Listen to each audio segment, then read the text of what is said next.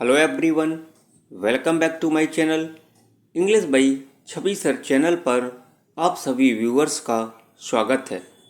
दोस्तों, आज मैं डिस्कस करने जा रहा हूँ BA fifth semester history of English literature की यूनिट नंबर 4 17th सेंचुरी से एक इम्पॉर्टेंट लॉन्ग क्वेश्चन को।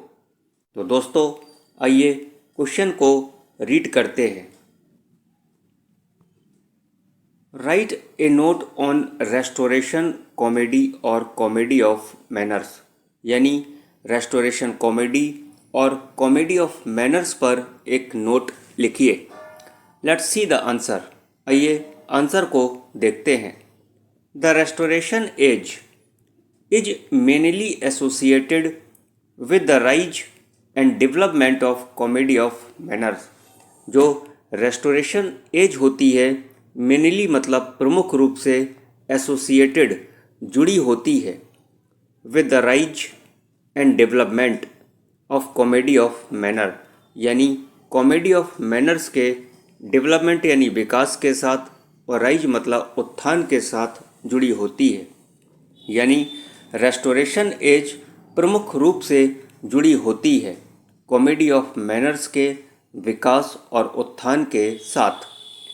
It is the true mirror, यह एक सच्चा मिरर होती है, यानी सच्चा दर्पण होती है, of the upper class society of that age, उस एज की अपर क्लास सोसाइटी का एक दर्पण होती है। बट इट लैक्स, लेकिन ये कमी को रखती है, the depth of Elizabethan comedy, यानी एलिजाबेथन कॉमेडी की गहराई की कमी को रखती है।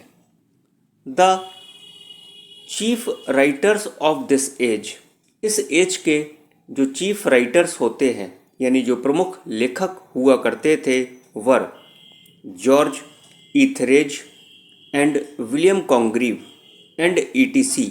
ये राइटर्स चीफ राइटर्स कहलाते हैं। Restoration comedy is a kind of English comedy. जो रेस्टोरेशन कॉमेडी होती है, इज अ काइंड ऑफ, एक प्रकार की इंग्लिश कॉमेडी होती है। इट वॉज परफॉर्म्ड, इसने परफॉर्म्ड किया था, प्रदर्शन किया था, in the Restoration period, Restoration period में।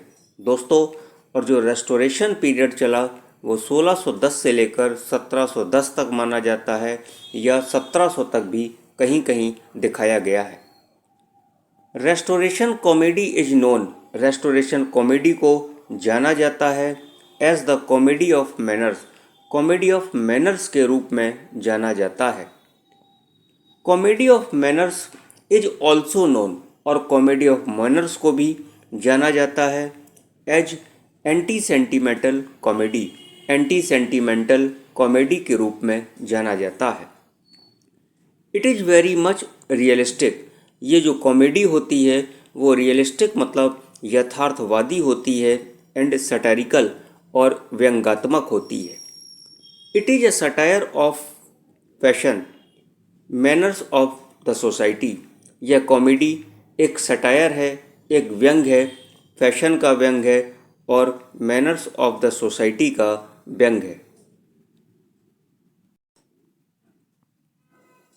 इन द कॉमेडी ऑफ मैनर्स, यानी कॉमेडी ऑफ मैनर्स में, the passion and emotion are replaced by a sharp wit with the polish and hardness, यानी कि पैशन मतलब जुनून, इमोशन मतलब भावना, यानी जुनून और भावना का जो स्थान है वो पॉलिश और कठोरता के साथ शार्प विट यानी तीक्ष्ण बुद्धि के द्वारा रिप्लेस किया गया।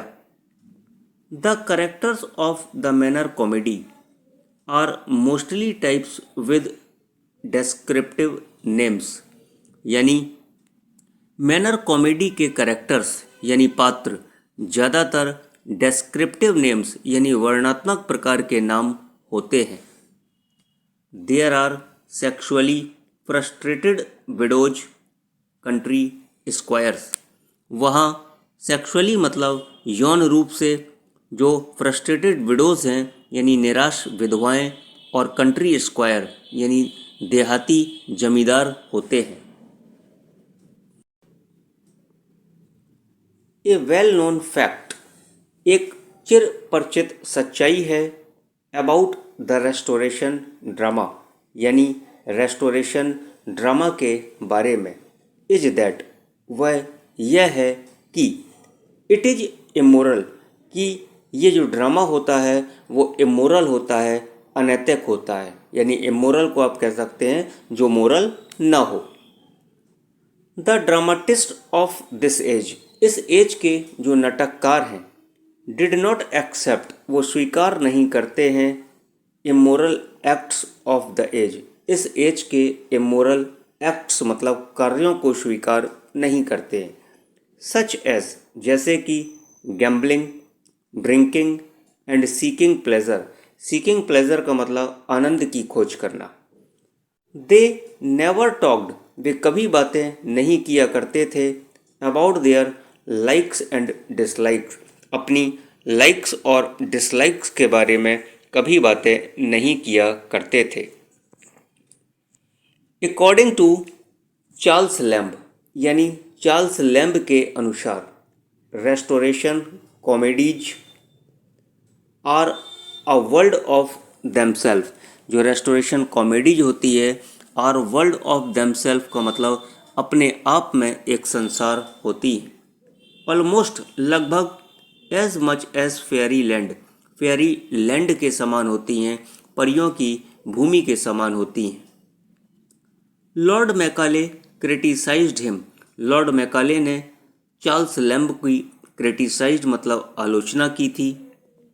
इन स्पाइट ऑफ दीज क्रिटिसिज्म, इस आलोचना के बावजूद it has to be admitted, ऐसा स्वीकार किया गया है कि the dramatist of the Restoration period, Restoration period के जो भी नाटककार थे, रिफ्लेक्टेड, उन्होंने प्रतिबिंबित किया था the manners and modes of society, यानी कि समाज के तौर तरीकों को प्रतिबिंबित किया था।